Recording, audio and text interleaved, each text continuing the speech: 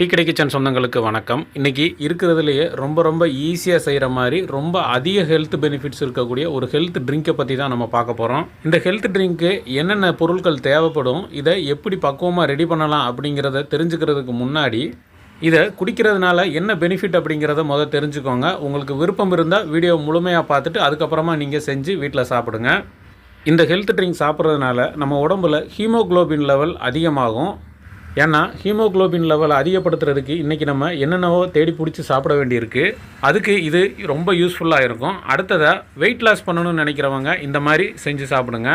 அடுத்ததாக இதில் vitamin C அதிகமாக இருக்கிறதுனால எலும்பு பிரச்சனைகள் இருக்கிறவங்க இதை அடிக்கடி செஞ்சு சாப்பிடலாம். இப்போது இந்த ஹெல்த் ட்ரிங்க் பண்ணுறதுக்கு நம்ம எடுத்துருக்கக்கூடிய முக்கியமான பொருள் என்னென்னு பார்த்தீங்கன்னா சாலியா விதை. இதை ஹலீம் விதைன்னு சொல்லுவாங்க. பார்க்குறதுக்கு ஒரு ப்ரௌன் கலர் எள்ளு மாதிரி தான் இருக்கும். இந்த விதை பார்த்திங்கன்னா நிறைய இடங்களில் கிடைக்கிறதில்ல. ஒரு சில குறிப்பிட்ட சூப்பர் மார்க்கெட்டுகளில் வச்சுருக்காங்க. அது மட்டும் இல்லாமல் நாட்டு மருந்து கடைகள் விற்கிற அந்த கடைகள்லையும் இது கிடைக்குது. இதோட விலையும் பார்த்திங்கன்னா ரொம்ப கம்மி தான். ஒரு 50 கிராம் அளவுக்கு நீங்கள் வாங்கினாலே கிட்டத்தட்ட ஒரு 30 ரூபா கிட்ட தான் இருக்கும். இப்போ நம்ம வாங்கி வச்ச விதையிலேருந்து 4 டீஸ்பூன் அளவுக்கு எடுத்து ஒரு பவுலில் சேர்த்துருக்கோம். இந்த 4 டீஸ்பூன் அளவுக்கு நம்ம ரெடி பண்ணோம் அப்படின்னா கிட்டத்தட்ட ஒரு 5-6 பேர் குடிக்கலாம். இப்போ இந்த விதையை அந்த பவுலில் சேர்த்துட்டு தண்ணி ஊற்றி ஒரு தடவை நல்லா கழுவிடலாம். கழுவிட்டு மறுபடியும் அதே பவுலில் சேர்த்துருவோம். சேர்த்துட்டு அந்த பவுல் நிறையா தண்ணி ஊற்றி வச்சிடலாம். இந்த விதை ஊறுறதுக்கு பார்த்திங்கன்னா கிட்டத்தட்ட ஒரு 8 மணி நேரமாவது இது ஊறணும். இப்போ நாங்கள் காலையில் ரெடி பண்ணுறதுக்காக நைட்டே இதை ஊற வச்சாச்சு. ஊற வச்சுட்டு காலையில் எடுத்து இதை எப்படி ரெடி பண்ணலாம் அப்படிங்கிறத பார்ப்போம். இந்த பவுலில் 8 மணி நேரம் இந்த சாலியா விதையை நல்லா நம்ம ஊற வச்சுருக்கோம். தண்ணியில் பார்த்தீங்கன்னா நல்லா ஊறிடுச்சு. நல்லா குறைஞ்சது 8 மணி நேரம் ஊறணும். அது குறைச்சி ஊற வச்சிட வேண்டாம். 8 மணி நேரம் நல்லா ஊறிடும். நல்லா ஜெல்லி கணக்க இது மாதிரி நல்லா அருமையாக ஊறி இருக்கும். இப்போ நம்ம ஊறி இருந்த அந்த சாலியா விதை அப்படியே இருக்கட்டும். அடுத்து ஒரு சின்ன மிக்சி ஜாரை எடுத்துட்டு இதுக்கு இனிப்புக்கு இன்னைக்கு நம்ம கல்கண்டு தான் சேர்க்க போறோம். கல்கண்டு ஒரு 100 கிராம் கல்கண்டு எடுத்து வச்சிருக்கோம். அதை மிக்சி ஜார்ல சேர்த்துக்கிடுவோம். இப்போ நான் இன்னைக்கு இனிப்புக்கு கல்கண்டு தான் எடுத்திருக்கேன். நீங்க நாட்டு சக்கரை வெல்லம் கூட சேர்த்துக்கலாம்.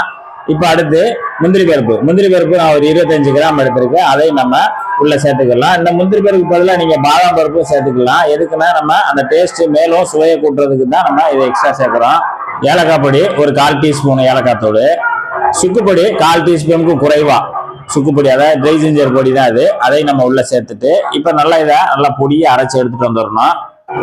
இப்ப நம்ம கல்கண்டு முந்திரி பருப்பு நல்லா இது போல நல்லா நைஸா அரைச்சி எடுத்து வச்சுக்கிறணும். இதுவும் ஒரு பக்கம் இருக்கட்டும். இது அடுப்புல ஒரு பால் பாத்திரத்தை வச்சுட்டு இப்ப அடுப்பு பற்ற வச்சாச்சு. இப்ப நம்ம பால் 1/2 லிட்டர் பால் நான் பாக்கெட் பால் தான் எடுத்திருக்கேன். நீங்க பாக்கெட் பால் இல்லைன்னா கறவை பால் எதுனாலும் எடுத்துக்கலாம்.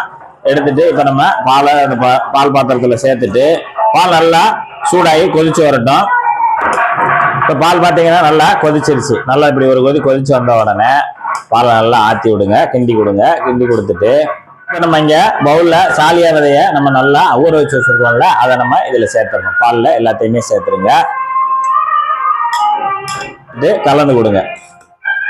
இப்போ இந்த பாலும் அந்த ஊற வச்சிருந்த அந்த சாலியா விதையும் இந்த பால்லேயே நல்லா வெந்து வரணும். கிட்டத்தட்ட ஒரு 4லேருந்து ஒரு 5 நிமிஷத்து வரைக்கும் நமக்கு நல்லா வெந்து வரணும். நீங்க இடையில இது போல நல்லா கலந்து விட்டுக்கிட்டே இருங்க. பால்ல சாலியா விதை நல்லா ஒரு 5 நிமிஷம் சூப்பரா வெந்து வந்துருச்சு. நல்லா இந்த அளவுக்கு வெந்த பிறகு இப்ப இதுக்கு தேவையான இனிப்பு நம்ம சேர்க்க போறோம். நம்ம ஏற்கனவே முந்திரி பருப்பும் கல்கண்டு சுக்குப்பொடி ஏலக்காய் எல்லாம் கலந்து வச்சிருந்தோம்னா இதுல ஒரு 5 டீஸ்பூன், அதாவது இப்படி நிறைய ஒரு 5 டீஸ்பூன் எடுத்து வச்சிருக்கோம். இதுக்கு தேவையான இனிப்பு, அதனால இதை அப்படியே சேர்த்துக்கலாம். நீங்க தேவையான அளவுக்கு கூட்டி குறைச்சி போட்டுக்கலாம். இனிப்பை நல்லா கலந்து கொடுங்க.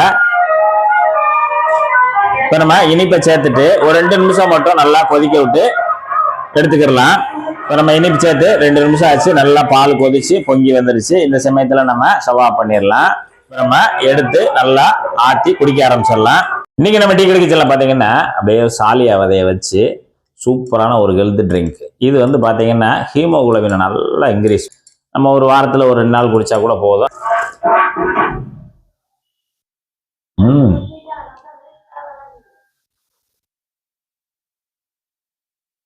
சூப்பரா இருக்கு.